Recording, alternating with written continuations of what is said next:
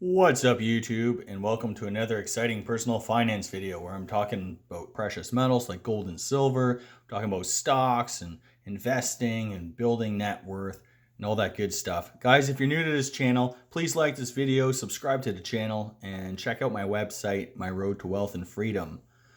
All right, guys, quick disclaimer. I am not a financial advisor, so please do your own research before doing any sort of investing like buying gold and silver or buying stocks or anything like that.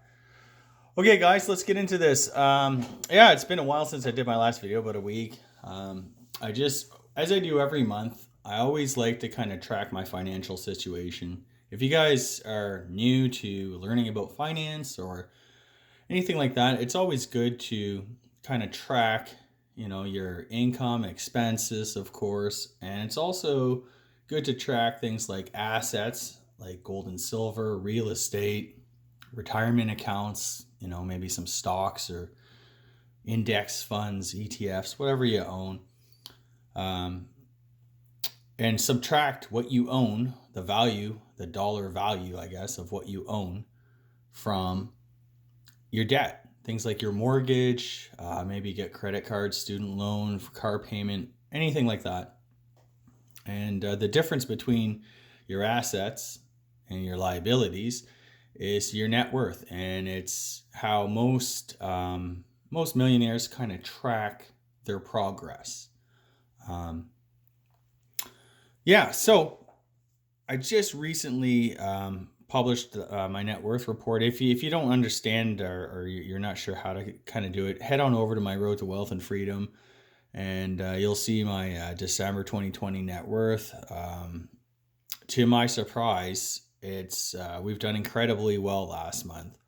Um, well, actually, I shouldn't say that. I'm not surprised. The stock market had a huge rebound. I have, a lot of my money in things like index funds and certain individual stocks. Of course, oil stocks have done extremely well. They rallied hard the last couple of weeks, although they do seem to be coming off a little bit.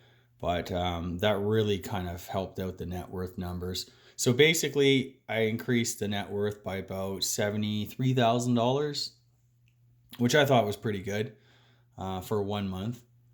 And it just got me thinking. Like, I got looking back. I started the year off at about 1.3 million, and I mean, I thought that was great. And then March came, of course. It peaked, like the markets peaked at about, I think, in early March or late February, and I was at like 1.315. Then, of course, we had, the pandemic, and a global economy shut down. It plunged by about 75 grand down to like 1.225, and it kind of slowly recovered. And then over the summer, I think I was at around 1.35, let's say, and it just basically stayed there.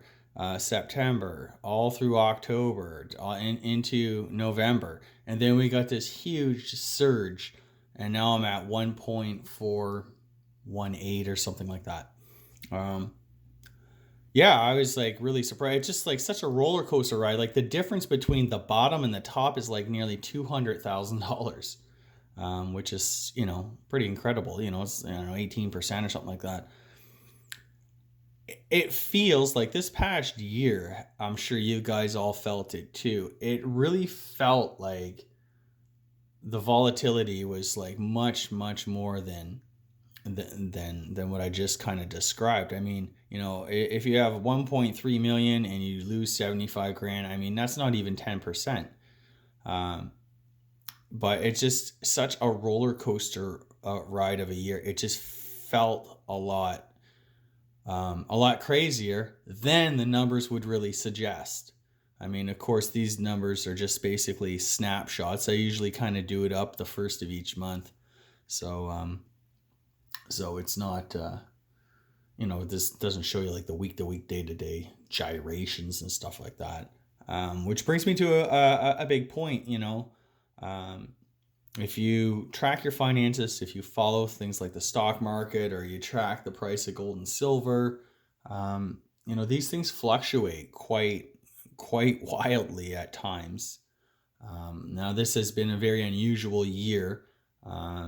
So we've seen outsized volatility, like we really haven't seen in a long, long time, like maybe 10 years. In fact, you'd have to go probably back to the financial crisis to see this level of volatility. So if you're just new to investing and 2020 was your kind of first year, I feel like anybody could have started a novice at the beginning of the year and basically have become almost a seasoned veteran by the end. Volatility has been that crazy, and even like famous investors, like people like Warren Buffett and I think Stan Druckenmiller, and that they missed it in March. They were selling at the bottom. Buffett unloaded his airlines basically at the bottom. Of course, the markets recovered enormously. They just soared on all the record amount of stimulus, 2.3 trillion worth. It's just been a crazy, crazy year. And even investing pros like the guys I just mentioned, they probably underperformed, just the average Robinhood trader during at least that time period. So, which brings me to another kind of thing. When you just like, I started out investing, back in just before the year 2000. I remember I was quite young. I bought like I think it was an index fund and a global science and technology fund. Back in the late 90s, of course, was the big tech boom. And, for a while, that my global science and tech fund was doing quite well. And then the dot-com crash came and I basically lost. It went, I initially, I think I doubled my money on it because would have bought it in summer of 98, something like that. I doubled my money and then I almost lost everything by the time I got out. So yeah, it was crazy. And then in 2009, I kind of had like I started my real life, job, home, that type of thing. And then I started like really investing hardcore. And it was a lot easier to just start investing immediately into or just following a market crash than it has been to build wealth for the past 10 years, 10, 12 years even, and then see a lot of that, take a big hit like what we saw back in March. So I guess what I'm trying to say is, for all you new investors out there, who have, probably you think you hit the jackpot because you started investing in March right after the big market crash and all that. Just be mindful that as you age, you will probably want to be taking less risk, and you're going to really want to diversify your assets. I mean, it's not like I wasn't diversified, but yeah, that's just kind of my piece. What I'm learning as the older you get, that you want to kind of take some risk off the table, and you want to kind of invest your stuff in some safer things. And we live in a really strange world right now where markets really aren't free markets. They're basically pumped up by central bank money. And so now more than ever, it's really like that. Those policies have really skewed a lot of things. We have retirees who are gobbling down dividend stocks because they need yield. Everybody needs yield. Investors all want yield. And we live in a world where bonds pay you zero. You're probably going to lose money on bonds.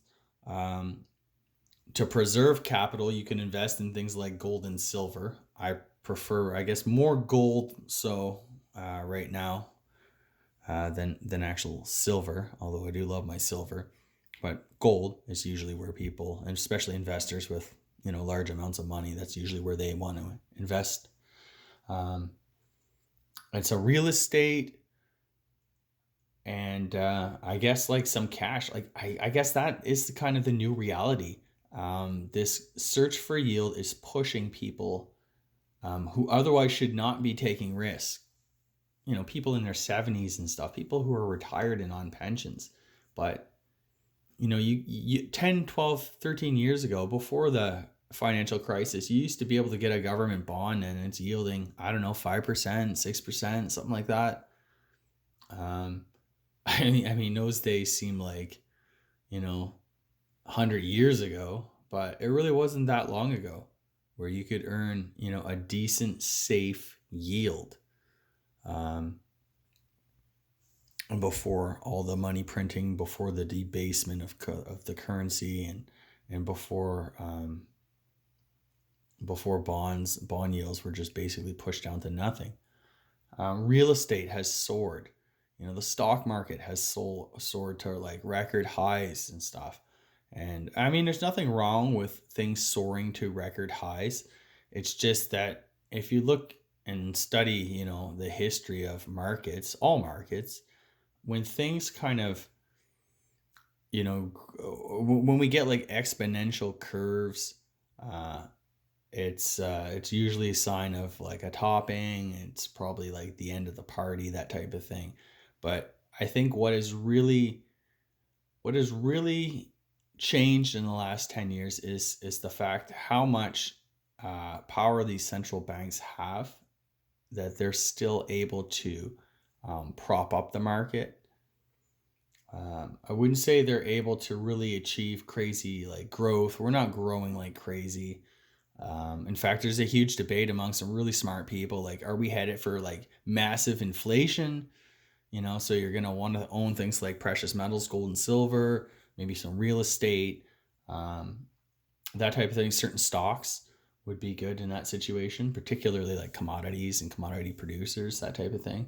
Or are we really headed for like deflation, which is quite scary, because that has, I guess, both inflation and deflation in their extremes can have a really horrible impact on the average investor, the average person.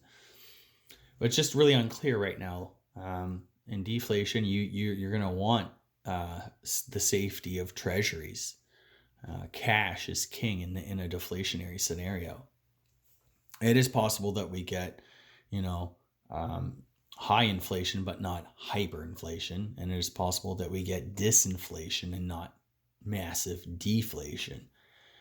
But I think you start adding layers of complexity on just what I'm saying. Is like, I'm talking about demographics.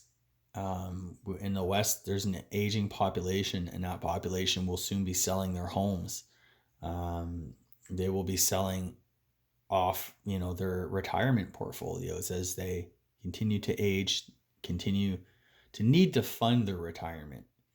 And that's what's really happening. So how high is the stock market really going to go when you got a huge section of the population that owns a large portion of it and will be basically cashing out?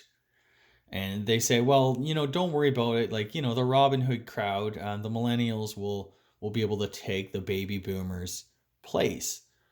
And I'm not 100%. Like, you can't tell me you have a boomer who owns $1 million home, maybe $1 million stock portfolio or investment portfolio of some sort, and they're going to sell it to their kid who's 30, no job, lives in their basement playing like, I don't know, Xbox or something like that. I'm just really not convinced that, the 30-year-olds of today, have the financial ability or capacity to prop this market up, to buy the $1 million home from their parents, to buy the stocks that are really at record PE levels.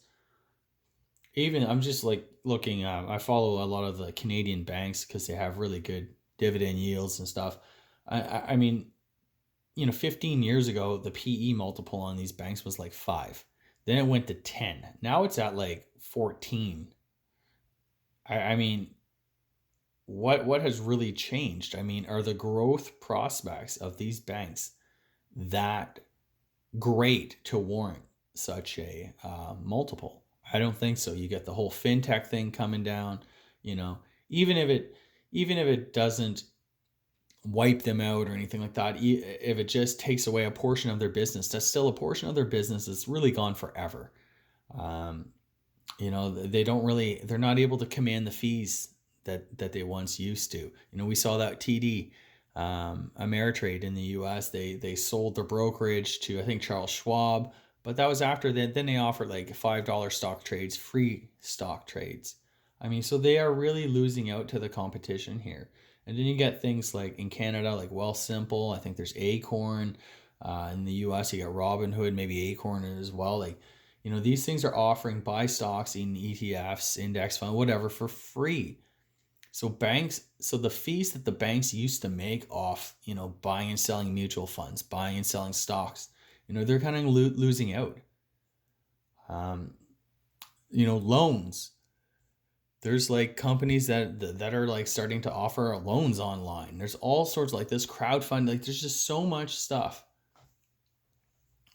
that could threaten the bank business that I just don't see that it's warranted to trade at those high multiples. And that probably goes for the same with US banks. And never mind the fact that we could end up in like a global financial crisis again, with banks in Europe collapsing, and the follow-on effects would hit for sure, banks worldwide, including US, Canadian, Australian banks, or even China. Like China had its banking crisis back in 2015, and that really hit a lot of banks. So those are just some of my thoughts. And I just want to bring it back to like things like gold and silver. For thousands of years, gold has been a store of wealth. Today, the metal is not exactly cheap. Well, I guess it depends on how you value it. Is it cheap relative to all the money printing? Probably. Is it cheap relative to where it's been in the past? I'd say no. It is getting up there. I think last I checked today was 1830 US dollars for an ounce of gold. Of course, gold's gone up about $50, something like that, from the low we saw on November 30th. So I wanted to pick up another gold Canadian maple. I haven't been able to do that just yet. But what I have been doing is putting a little bit of money to work in some gold stocks. They've been really beaten up. I'm thinking things like Barrick and Newmont, among others anyway. They've been really beaten up, and really they're trading well below where they were when gold was at this price just a few months ago. So, and what has really changed in terms of outlook? I don't think a whole lot. We're still going to get some form of stimulus. They're jawboning, arguing about, the amount of stimulus, but for sure stimulus is going to be coming. The economy is really on life support. It's not doing well at all. All year long, it's been really tough. Even with, the vaccine news, I think that's kind of starting to wane because people are really waking up to the fact that, it's going to be a rough winter. It's not going to be easy.